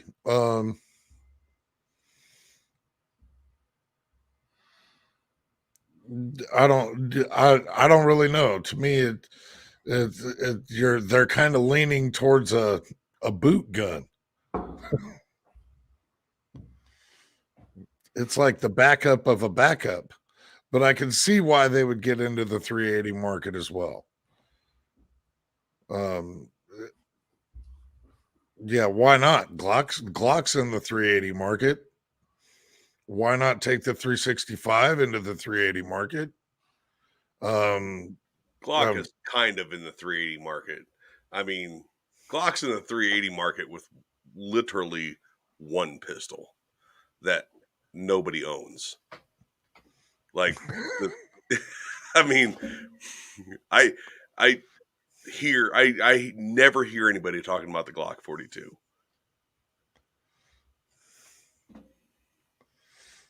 Okay, garage guy, the first person I've ever heard of that had a Glock 42.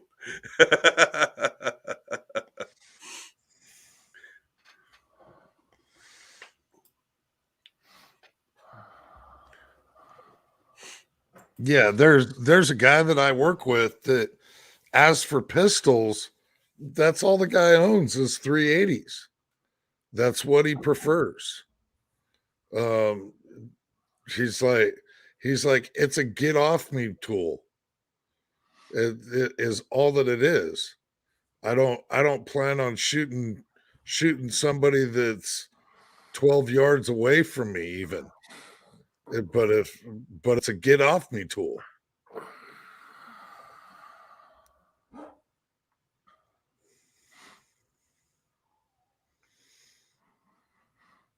But yeah, Sig's been turning a lot of their they seem to be coming out with a new pistol every week now. We just seen their that target pistol. What was it? The 240 come out last week. But it's a newer version of an older target pistol.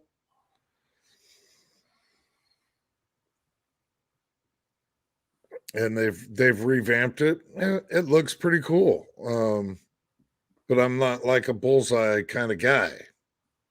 If you're a bullseye shooter, open sight, whatever, yeah, it'd be pretty cool.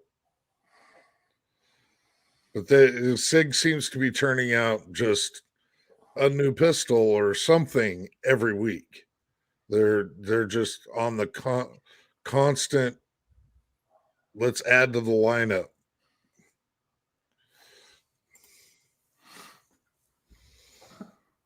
There's a lot of good 380s out there. I don't like the round itself, but there's a lot of good 380s out there. Like you guys said earlier, I mean, when you have people that maybe they have weak hands, they're older, they can't grip guns like Daniel. They're they have weak hands, arthritis, weak wrists, joint problems, things like that. And notice I didn't say little women or skinny women or anything like that, because I've seen women rock fucking 45s and 40s and shit very well. In fact, I've often called the 45, the 1911, a girl's gun, not because I'm shitting on the gun, but it's so heavy that it helps with recoil, and it's also so end heavy that it helps come back down on target. That I've seen women shoot 45s a lot better than I've seen men shoot 45s. Anyway, I just don't see the point in the round anymore.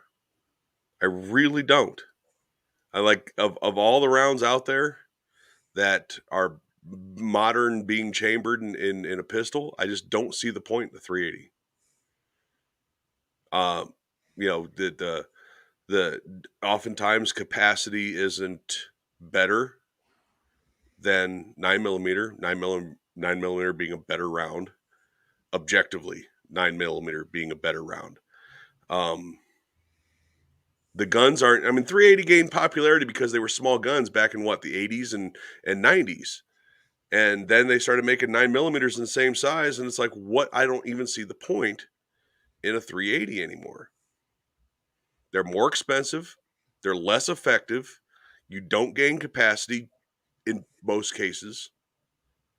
You're not talking about a smaller gun anymore. I just don't get it. I don't understand the whole, still having 380s.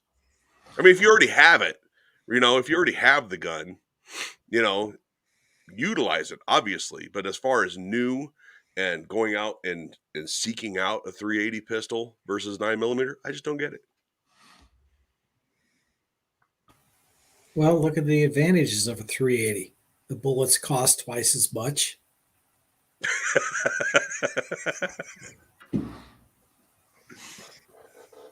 And that's about it.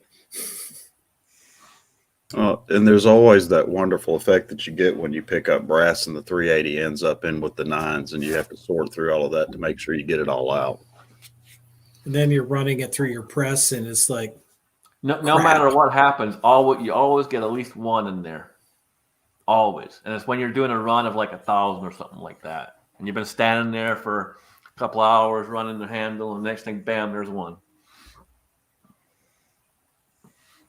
I guess that and the trying to figure out the small versus the large primers in 45, which will go back to, 9mm just doesn't have that issue, other than 380's pretty darn close, just this much shorter. Yeah, Milsim I got Mike a is bunch still- of 45 I got to sort through. I didn't realize, because all the stuff I got from C-Max, I didn't realize some of that was small and large, so I got to sort through all of that stuff at some point.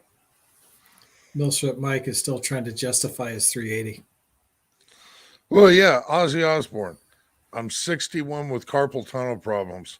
380 is easier to shoot for an hour straight. Absolutely. I've got the 238 just like Milcert Mike does, and like I said, it's a great pocket gun. I mean, and you can take it to the gym, and even in a holster, it's just, you can't even see it. It's tiny, but it's a good shooting gun. I mean, because it basically shoots like, straight pullback trigger, just like a 1911. It's very accurate, very incredibly accurate. So I don't mind it. I actually bought it for my wife, and she'd rather have a revolver. So, that's how I ended up with it, as my kind of my backup, or my in my pocket or in my boot gun.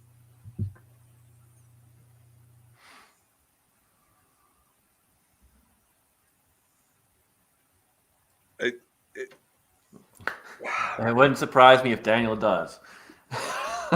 I used to have a 238. It's gone. I had a SIG.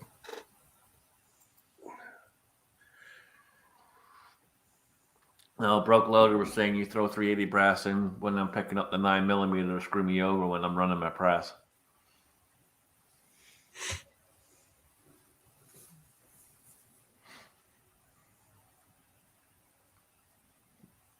Wouldn't surprise me. Just keep you on your toes. Make sure you're paying attention. Yeah. Yep. Things happen. I generally always catch it on the press, though. I generally always catch it as soon as the powder drops.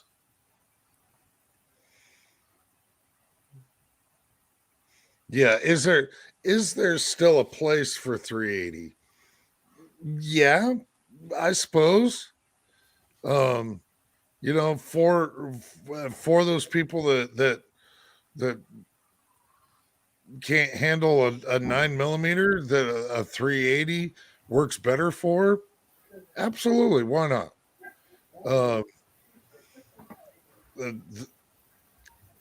Which would you rather have, Alan? 380 or 32 auto?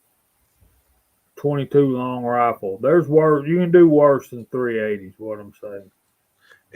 I think this happens a lot. Like somebody says, for instance, High Point, right? We've all ragged on High Points, but I will defend High Point.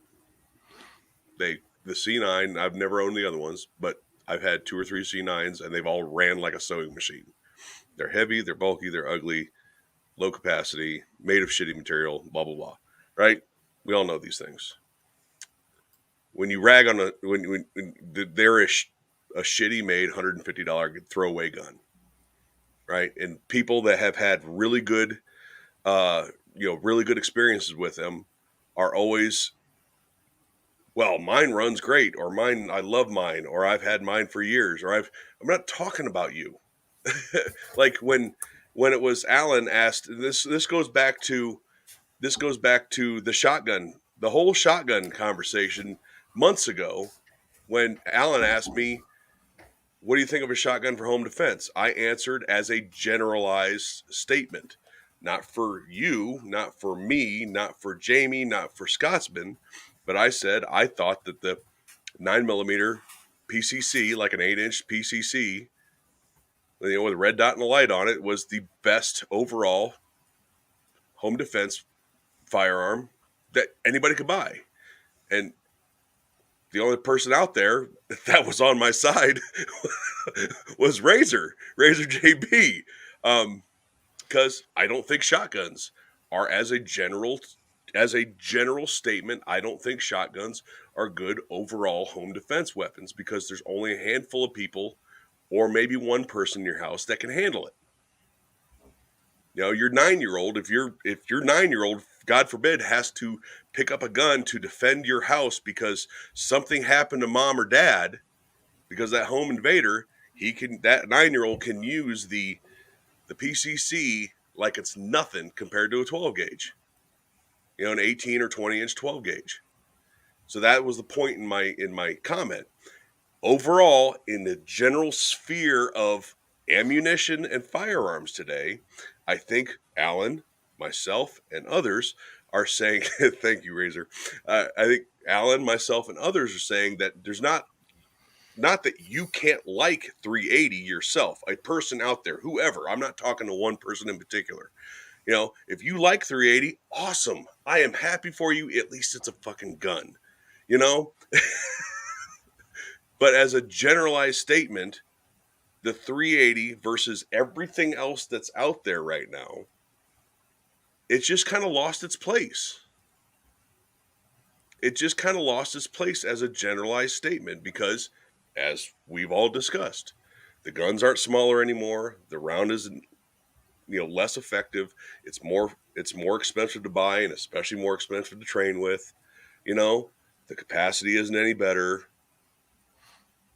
and so on and so on. I just think I've been meaning to make a video forever called "Take Your Emotions Out of Your Firearms," because too many people get legitimately upset. Yeah, they get fucking butthurt real quick. Yeah, and I'm not saying, again, I'm not saying to one person or anybody in particular, right? But people get legitimately butthurt and upset if you happen to say, I like Glocks, or I don't like CZs, or I don't like Palmetto State Armory, or I don't like fucking Olight. You know, there are people out there that get legitimately butthurt about it. It's an opinion from somebody. That's it. Yep. My precious, he didn't mean it. He didn't mean it. It's okay. This is Olight. I think Fucking I Olight. think that a lot of that's taken out of context too. I think more than anything else, it's a conversation starter and an opportunity to pick on your friends. Well, I mean, look at it this way too. There's a lot of people that make changes and do different things to their firearms and make it theirs, and you'll get a lot of purists that get butthurt on that as well because you changed something they didn't like. Well, it's not their gun; it's your gun. So why should they fucking care? You know, you make it work for you. But there are a lot of people out there that get butthurt because you make changes to it.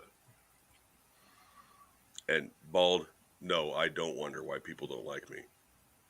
That's never been a question. I've never sat back and been like, I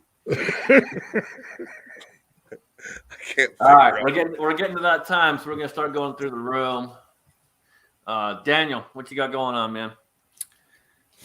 Well, I'm going to go back and start reading directions on how to load my rifle rounds correctly. And after reviewing the video footage that I took today of shooting an incorrectly loaded bullet, I still have all my fingers in my eyes. That's what I want to be up to. All right, Thanks for good having deal. me on, guys. And guys in the side chat, it's been fun.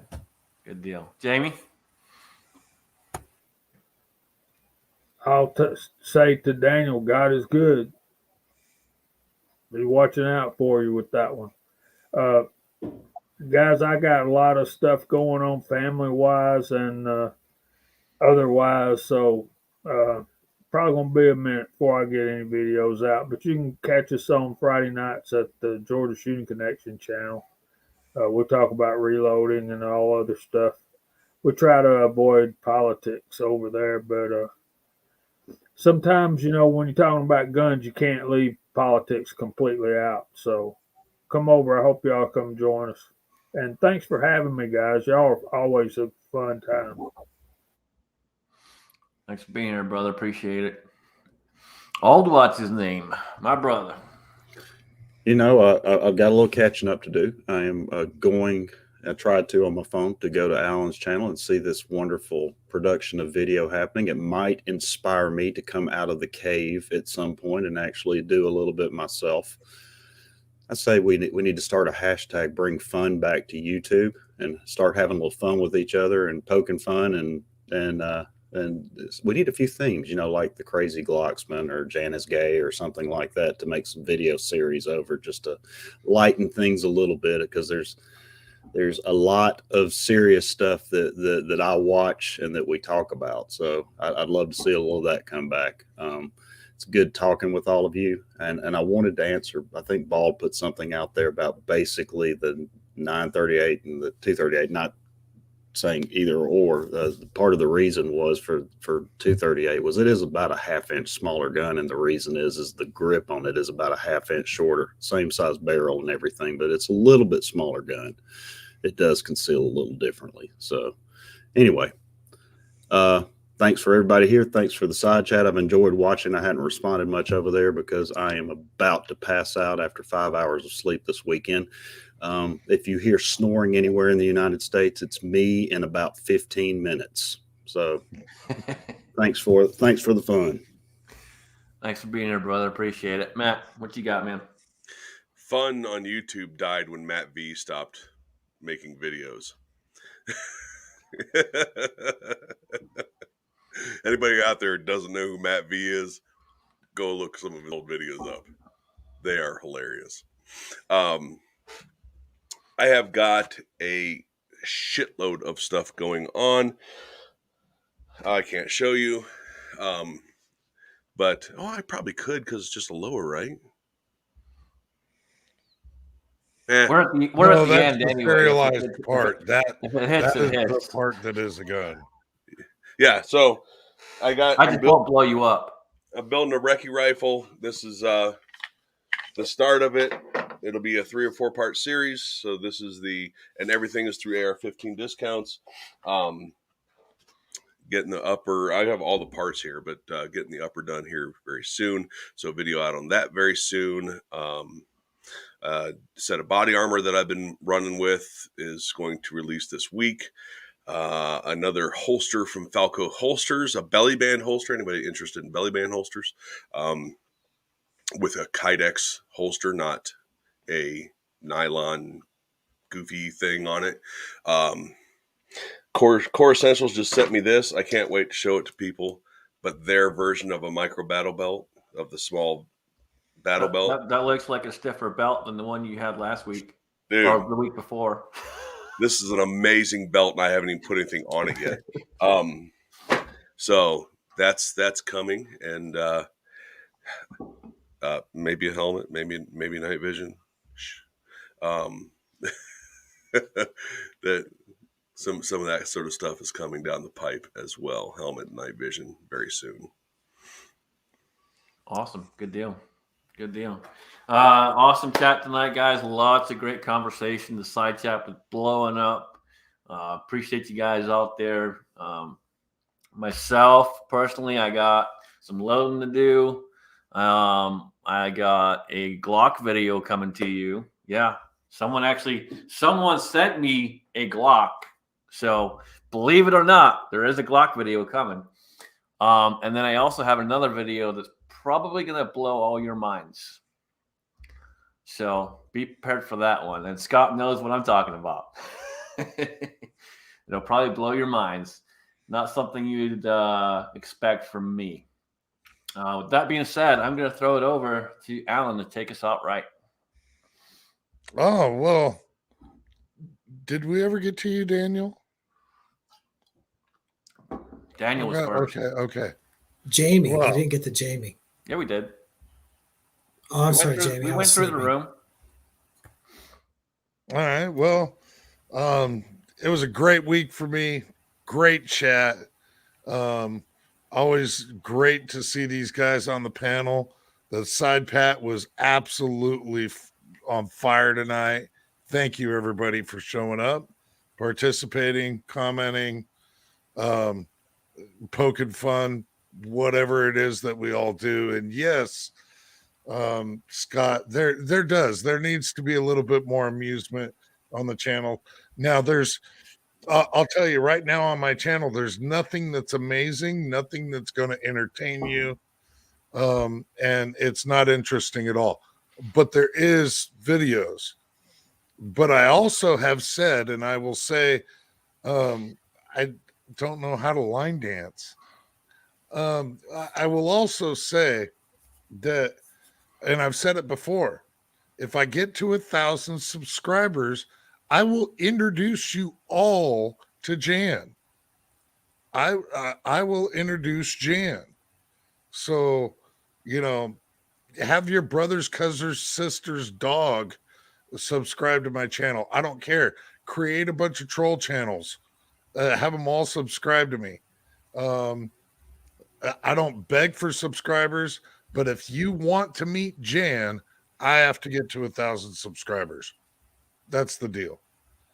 I do have other videos in the can, short stuff, nothing that's going to be 20-minute, 30-minute video, just some short stuff. But I do have stuff in the can, just got to get it edited and on the site, sort of like to keep your magazines loaded and one somewhere in the chamber.